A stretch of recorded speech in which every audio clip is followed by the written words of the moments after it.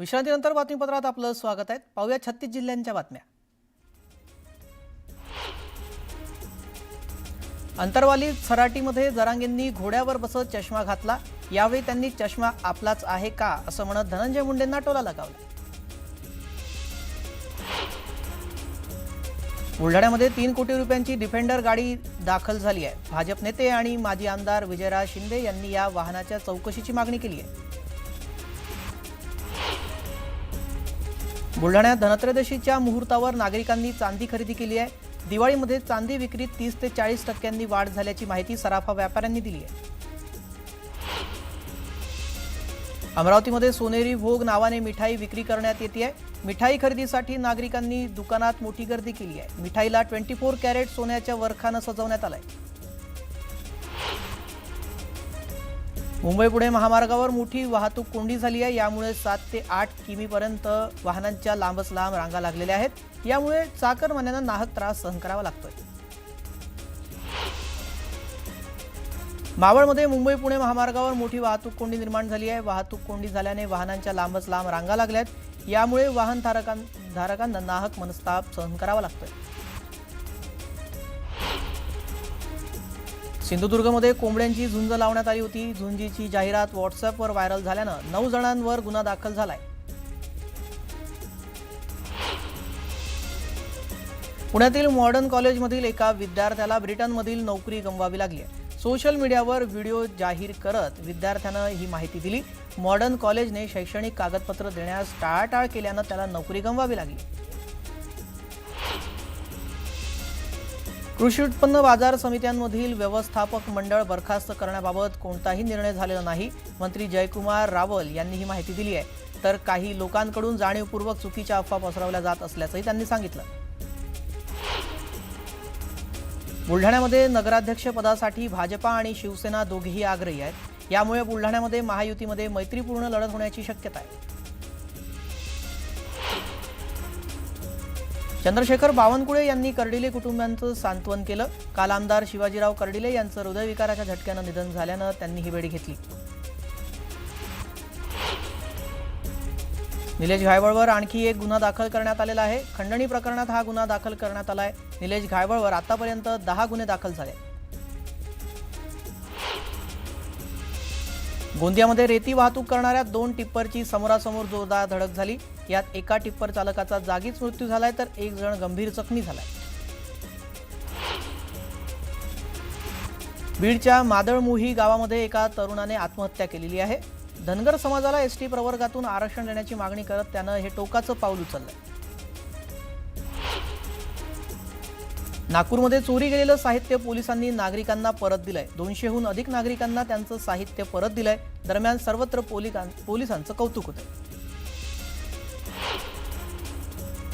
विजय वडेट्टीवारांनी भुजबळांसह जरांगे पाटलांवर हल्लाबोल केलाय। भुजबळांना भाजपनं आपल्यावर आरोप करण्यासाठी सोडलाय असा गंभीर आरोप विजय वडेट्टीवार यांनी केला।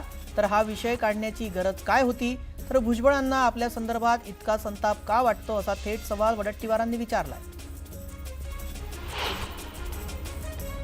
भुजबळांच्या अंबडच्या सभेमध्ये कोयत्याची भाषा झाली, त्यामुळेच आपण पुढे गेलो नाही। आपल्याला टार्गेट करण्याचं काम सुरू झालंय, तर भुजबळ आणि जरांगे पाटील दोघंही टार्गेट करतायत असा गंभीर आरोप विजय वडेट्टीवार यांनी केला। संजय राऊतांनी शिवसेना उभाठा आणि मनसेच्या युतीची घोषणा केली आहे। ठाण्यामध्ये मनसे आणि शिवसेना एकत्र लढणार। अबकी बार 75 पारचा आमचा नारा आहे असं राऊत म्हणाले। ठाण्यामध्ये ठाकरे सर्वांच्या ठिकऱ्या उडवतील असंही राऊतांनी म्हटलं। मुंबईनंतर आता पुण्यातही डिजिटल अरेस्टचा भयंकर प्रकार समोर आलाय। राष्ट्रीय तपास यंत्रणेचा चीफ असल्याचं सांगत 70 वर्षीय व्यक्तीची 1 कोटी 45 लाख रुपयांची फसवणूक करण्यात आली आहे। पहलगाममध्ये झालेल्या हल्ल्यातील अतिरेक्यांना पैसे पुरवल्याची धमकी देत फसवणूक करण्यात आली। त्यानंतर सगळे बँक खात्यांचा तपशील जाणून घेत चौकशीच्या बहाण्यानं पैसे उकळले। तर याबाबत पुण्यातील सायबर पोलिसांकडे गुन्हा दाखल झालेला आहे आणि तपास सुरू आहे।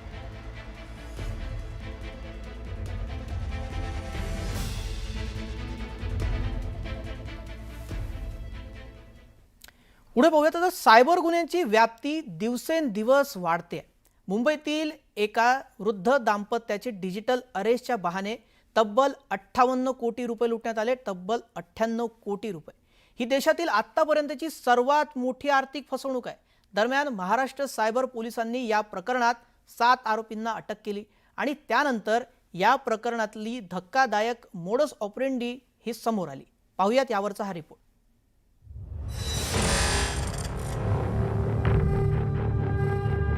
दक्षिण मुंबईतील 72 वर्षीय उद्योजकाला आणि त्याच्या वृद्ध पत्नीला डिजिटल अरेस्टची बतावणी करत 58 कोटी रुपयांना फसवण्यात आलं. या धक्कादायक प्रकरणाची कोर्टानंही दखल घेतली आहे. डिजिटल अरेस्टची मोडस ऑपरेंडी काय होती ती बघूयात. वृद्ध दाम्पत्याला फोन करण्याआधी सायबर भामट्यांनी बनावट कोर्ट तयार केलं होतं. बनावट पोलीस स्टेशन आणि अधिकारी सुद्धा तयार करण्यात आले होते. तब्बल 40 दिवस हा प्रकार सुरू होता. या 40 दिवसात वृद्ध दाम्पत्यानं आपल्यासोबत काय घडतंय याबाबत कोणालाही सांगितलं नव्हतं. या प्रकरणातील सर्व आरोपींना गजाआड करण्यासाठी पोलीस यंत्रणा सरसावली आहे. अगस्त के महीने में ये स्कैम चालू हुआ. 40 दिन तक उनको डिजिटल अरेस्ट में रखा गया और सबसे पहले ये कहा गया कि ट्राई अथॉरिटी से हम बोल रहे हैं और आपके फ़ोन से इलीगल मैसेजेस किए जा रहे हैं. बाद में उनसे कहा गया कि मुंबई क्राइम ब्रांच के ऑफिसर बोल रहे हैं और आपने मनी लॉन्ड्रिंग किया है बहुत बड़ी संख्या में. इस तरह की बातें बोलकर उनको डराया गया और ये इतना रिफाइंड और सोफिस्टिकेटेड नेटवर्क था कि उन्होंने पूरा कोर्ट सेटअप वीडियो कॉल में अरेंज किया, जिसमें जजेस बैठे हैं, लॉयर्स बैठे हैं, विटनेसेस बैठे हैं. इसी के साथ उन्होंने पूरा मुंबई पुलिस का पुलिस स्टेशन सेटअप रिक्रिएट किया और उसमें पुलिस ऑफिसर्स बैठे हैं, कंप्लेनेंट्स बैठे हैं इत्यादि. तो इतना रियल किया कि इतने अनुभवी और सुशिक्षित लोग लगभग अशिक्षित लोगों के द्वारा स्कैम कर लिए गए. वृद्ध दाम्पत्याला डिजिटल अरेस्टच्या जाळ्यात कसं अडकवलं ते आता बघूयात. या वृद्ध दाम्पत्याला 9 ऑगस्ट 2025ला एक अनोळखी फोन कॉल आला. या फोनवर बोलणाऱ्या सायबर भामट्यांनी स्वतःला ईडी आणि सीबीआय अधिकारी असल्याचं भासवलं आणि वृद्ध दाम्पत्याला शेअर मार्केटमध्ये झालेल्या नफ्याची रक्कम मनी लॉन्ड्रिंगची असल्याचं सांगत गुन्हा दाखल झाल्याची भीती घातली. सायबर भामट्यांनी वृद्ध दाम्पत्याला असंही सांगितलं की तुम्हाला परदेशात जाता येणार नाही, तुम्हाला तुमच्या मुलांना भेटता येणार नाही. त्यामुळे हे दाम्पत्य घाबरलं. त्यानंतर सायबर भामट्यांनी या वृद्ध दाम्पत्याला असंही सांगितलं की तुम्हाला मनी लॉन्ड्रिंगच्या गुन्ह्यातून वाचवण्यासाठी आम्ही सांगतोय त्या बँक खात्यामध्ये पैसे पाठवा. काही काळानं हे पैसे तुम्हाला परत करू असा विश्वास सायबर भामट्यांनी या वृद्ध दाम्पत्याला दिला. घाबरलेल्या दाम्पत्यानं यातून वाचण्यासाठी कोणतीही खात्री न करता 8 ऑक्टोबर 2025 पर्यंत आरटीजीएसद्वारे 27 वेळा 58 कोटी 13 लाख रुपये 18 वेगवेगळ्या बँक खात्यांमध्ये पाठवले. 8 ऑक्टोबरला पैसे पाठवल्यानंतर वृद्ध दाम्पत्यानं सायबर भामट्यांशी वारंवार संपर्क करण्याचा प्रयत्न केला. मात्र कोणताही संपर्क न झाल्यामुळे आपली फसवणूक झाल्याचं वृद्ध दाम्पत्याच्या लक्षात आलं आणि त्यांनी पोलिसांकडे धाव घेतली. सायबर क्राईम पोलिसांनी या प्रकरणी धडक कारवाई करत 7 जणांना अटक केली.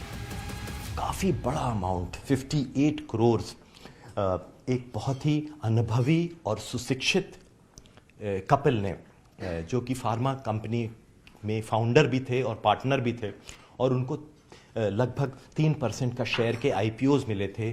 जब वो मेटेरियलाइज हुए तो उनको इतनी बड़ी रकम उनके अकाउंट में आई और उसको डरा धमका कर साइबर बुली करके क्रिमिनल्स ने वो डिजिटल अरेस्ट स्कैम के तहत उनको उस हड़प ली. डिजिटल अटक या सायबर गुन्ह्याबाबत सर्वोच्च न्यायालयानं गंभीर दखल घेत सीबीआयकडून उत्तर मागितलंय. डिजिटल अरेस्टच्या घटना या थेट न्यायालयावरतीच हल्लाय असं न्यायमूर्ती सूर्यकांत आणि न्यायमूर्ती जॉय मल्ल्या बागची यांच्या खंडपीठानं म्हटलंय.